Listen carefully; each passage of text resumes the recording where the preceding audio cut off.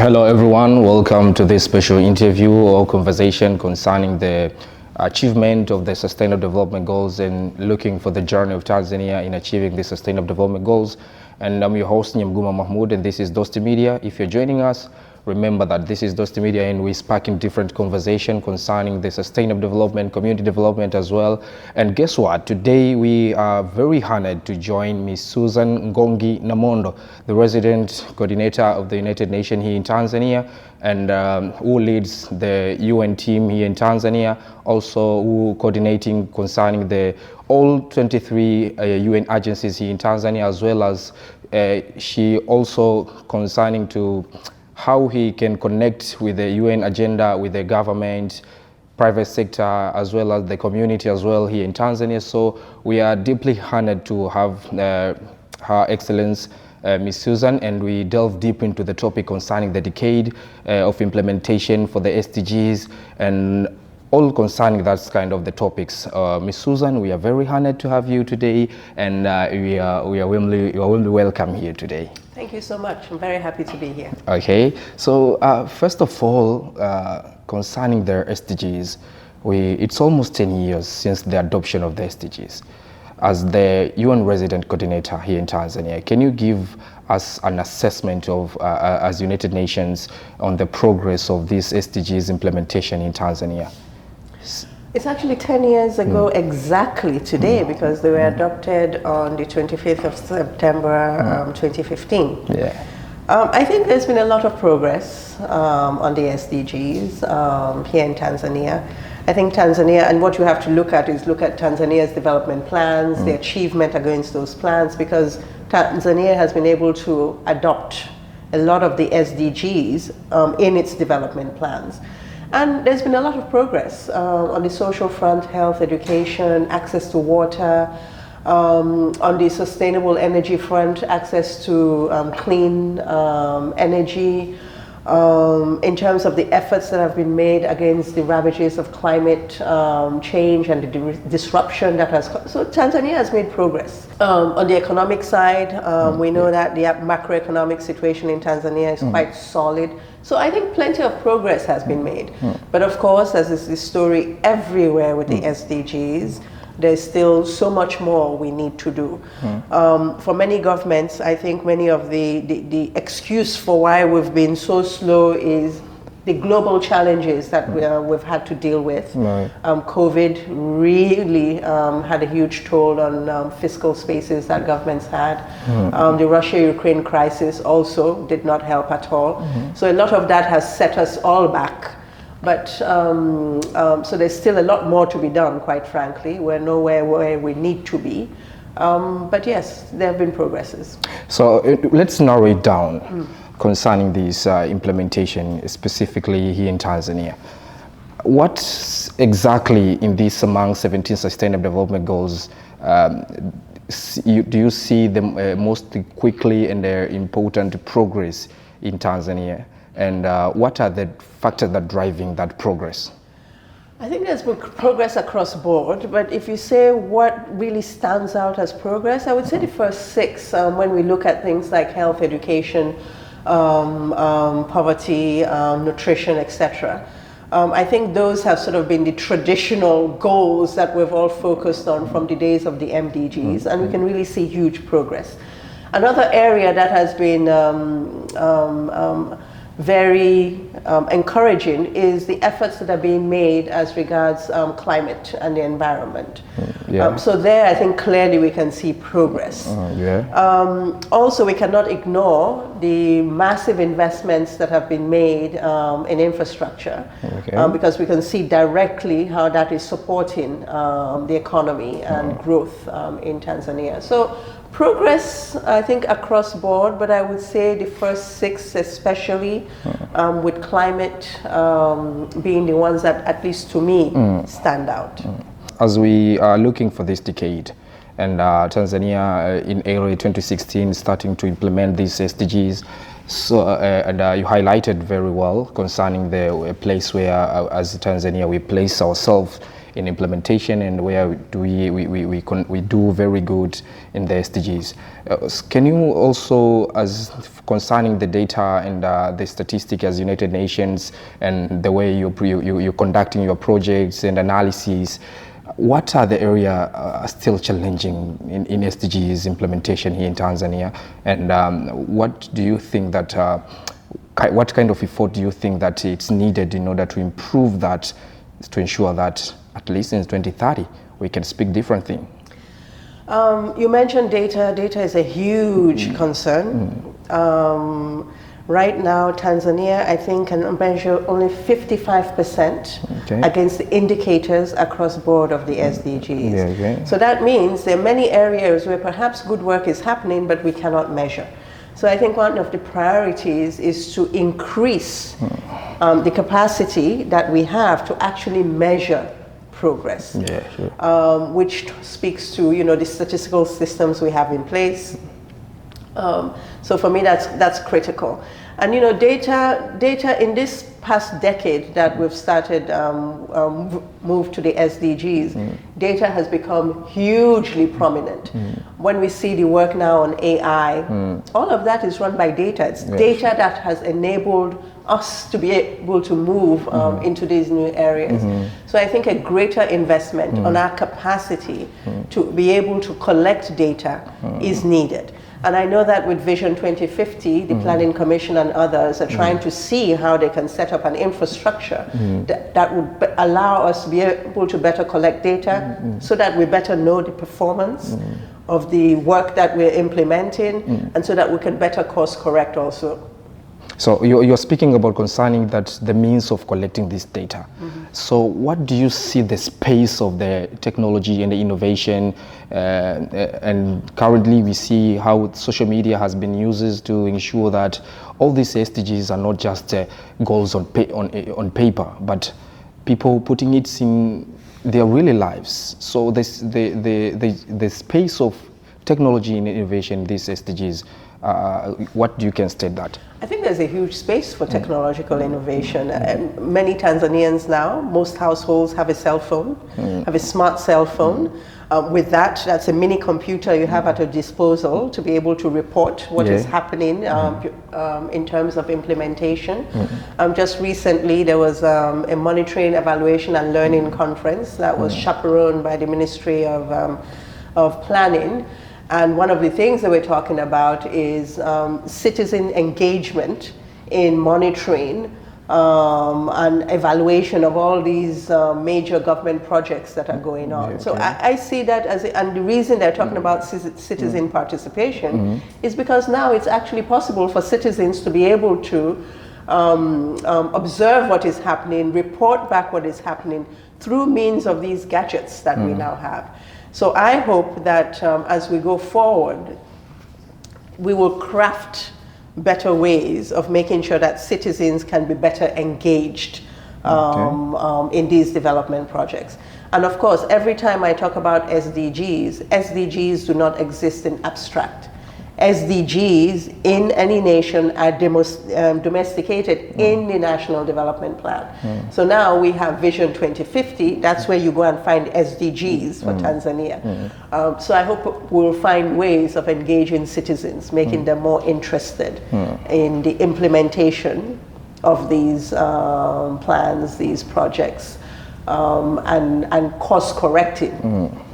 As United Nations, you play a vital role in translating this United Nations agenda in Tanzania here, and as we know, there are some areas as United Nations you collaborate and make a partnership with the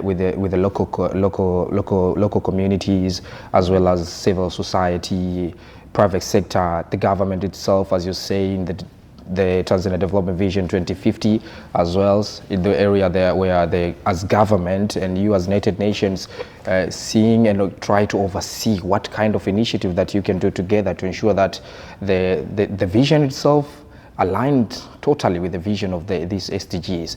So can you tell us just very few examples in areas where United Nations partner with other development stakeholders like government, private sector and community? We partner with the full breadth of all stakeholders. First and foremost, with the government in terms of policies. What are the major directions that we should be looking at to help us achieve these things? So on the policy side, definitely with government. But also, I think the United Nations works a lot with the decentralized level, even with communities. So for instance, organizations such as WFP, UNICEF, etc., actually work directly with communities, farmer groups, to help implement specific things. In some cases, it's to pilot these initiatives. And if a pilot is just successful, then to see how that can go and feed into the whole policy making process. So yes, with private sector, one of the key challenges of the SDGs is that there's not enough money for them globally. We need about $5 to $7 trillion to implement them globally. We don't have that amount of money. And nationally also, there's not enough money. More recently, governments have been going out to get loans, and these loans are quite expensive. So financing is a problem. So part of the work that we do in some cases through UNDP and other agencies is to see how we can try and unlock financing a little bit. To see how we can work with private sector, with banks, etc., to make available monies for different groups to be able to implement and develop businesses, which of course is important because that can help in terms of employing people. So one of the interesting things most recently that sits at the top of my mind is the work that we have embarked on to start doing with the government of Zanzibar with seaweed. Now apparently the government of Zanzibar has a lot of public money that it has planned to make available for seaweed farmers as seed funding to allow them to be able to expand their businesses. So where I think the UN comes through IFAD, UNDP, FAO, WFP and others is to see how we can unlock that, either by providing some guarantees or finding some way of de-risking those funds so that farmers can actually have access to them. Or it's maybe linking them with specific groups of farmers. So not the large farmers, but maybe the smaller, more disadvantaged farmers who are usually harder to reach. You're speaking concerning how we can take these all groups and ensure that no one is left behind in this agenda. How do you, as United Nations, how do you consider these vulnerable groups? Because as we see, the data state that over half of the population in Tanzania living in rural areas, and most of the people are vulnerable. So as United Nations, how do you consider or put an extraordinary effort to this vulnerable group to ensure that no one is left behind? I think it's the advocacy. I think, fortunately for us in Tanzania, that's also a government goal. And the government is quite clear in that it wants a society that everybody benefits equitably. In our case, it's through data and advocacy. So the data to be able to show where are these vulnerable people. How do you make sure that you reach them? It's one thing to have education in rural areas, but in that education, are you reaching the most vulnerable? It's the issue of vulnerability. It's not only income, it's other things that composes vulnerability. But the issue of vulnerability is that a lot of times when you roll out national large-scale programs, it is not always those who most need it who are able to tap into those programs for whatever reason. They might not have the information, they might not be able to reach the services, they might not have the basic means to be able to reach services, for instance. So you have a clinic somewhere that targets mothers who are about to give birth. The most vulnerable are not able to reach that clinic easily or get the services from that easily. So you always have to think about special measures to enable, to make sure that those, whatever disadvantage they may be facing, can actually tap into these services. Those who are more resourced tend to find their way to these services easier.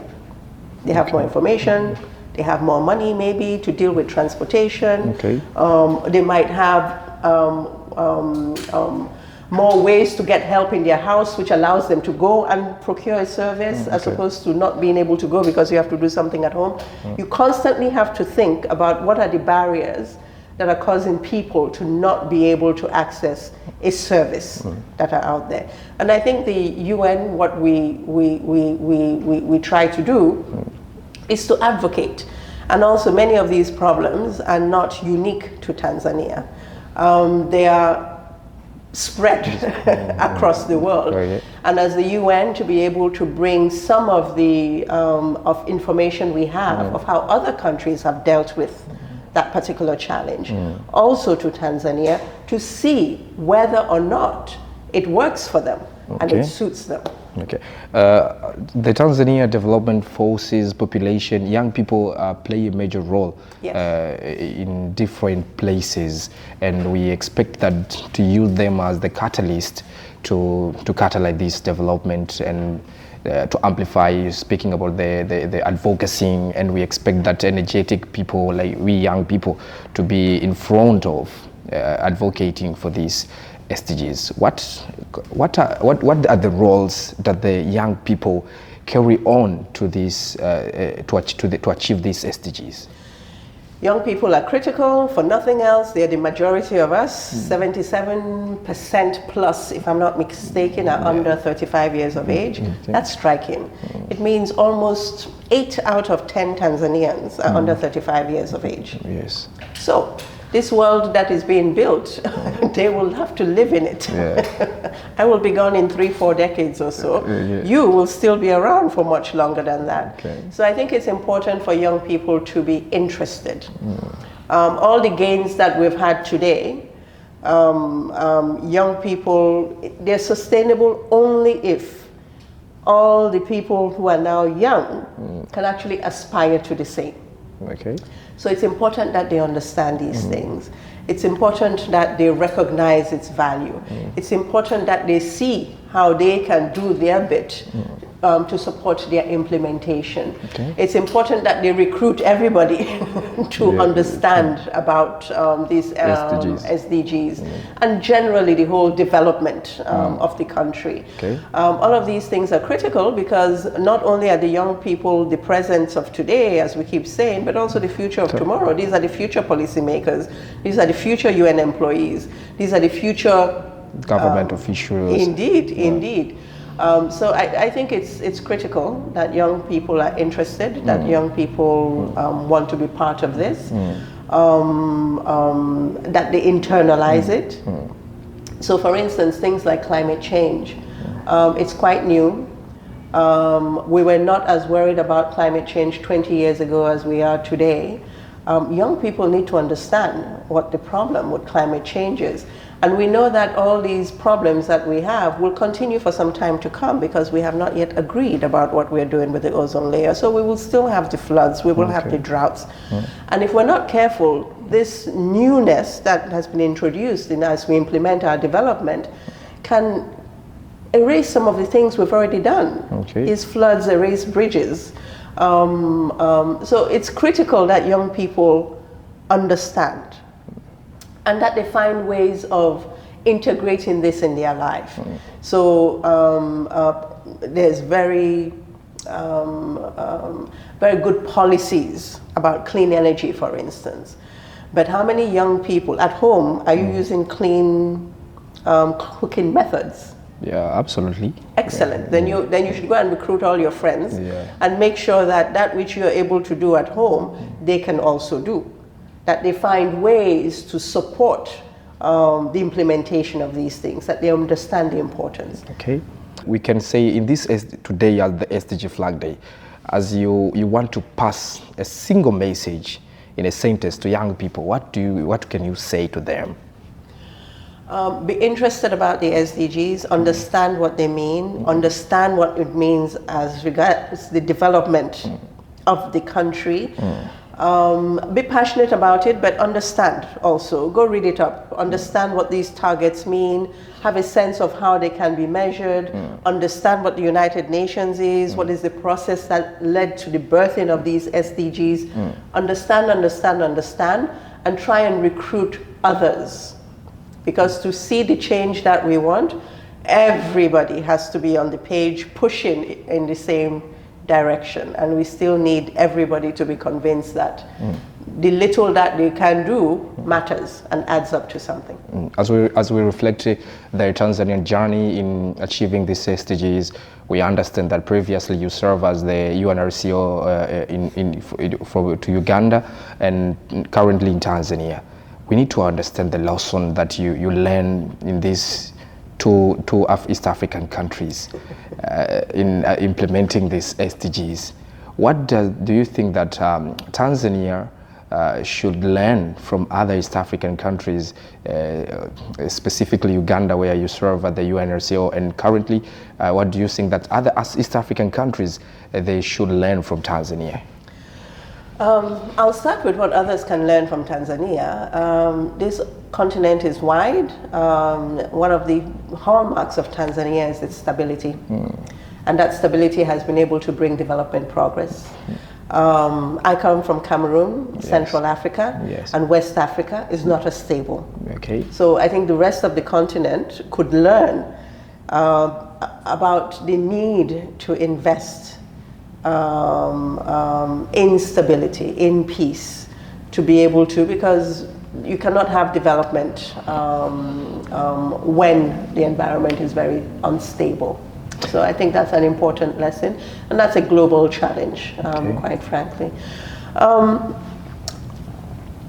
I think for me the most important in terms of the SDGs, for me the SDGs are a vision of development progress. So the most important for the development progress that we seek in East Africa, on the African continent and globally, the key thing is how we translate vision into something tangible that we can see, we can touch, we can hear, we can feel. It's the implementation. So in many of our countries, our policies are further ahead than our capacity to implement. So I think while we have been able to make progress, I think where we need to put even more energy, it's on our means of implementation. How do we coordinate better among all the different stakeholders within government, among all the different departments, that they're all pulling in the same direction, government and partners, be it private sector, development partners, etc., that we're all on the same page, pulling in the same direction. I think we can make more gains there. I recognize that there's less money that we need to have to invest in this development. But if we were better at coordination, maybe we could make even more progress with the amount of limited funding that we do have. So I think that requires more thinking on all of our part, how to make sure that there's greater coordination to deliver on the goals. Ms. Susan, as we're closing in 1 minute, where do you see the vision of this Agenda 2030 as we just remaining with 5 years? I think where now maybe there's more urgency. People are talking about how we need to do more, we need to do more. My understanding is globally we have implemented about 35% of the agenda, so well below target. That said, we have a data issue. It's hard for us to be able to actually quantify. So there's some cases where maybe we're a little bit further ahead than we know. So greater urgency in terms of what we can do in the next 5 years. More learning on how, because clearly it might be difficult to reach 100%. So maybe there might be another round, another go. So greater learning on how we can accelerate implementation and progress. Thank you very much, Ms. Susan, and we are very excited for sharing your time, your insight, your wisdom to discuss this. I think this is one among the remarkable things we discussed today, and I hope this will be very beneficial to our young people, to our stakeholders, to development stakeholders, as well as the civil society and the government as well, to ensure that we see on how we can put ourselves on track toward the 2030 agenda. So yeah, we are very honored to have you today.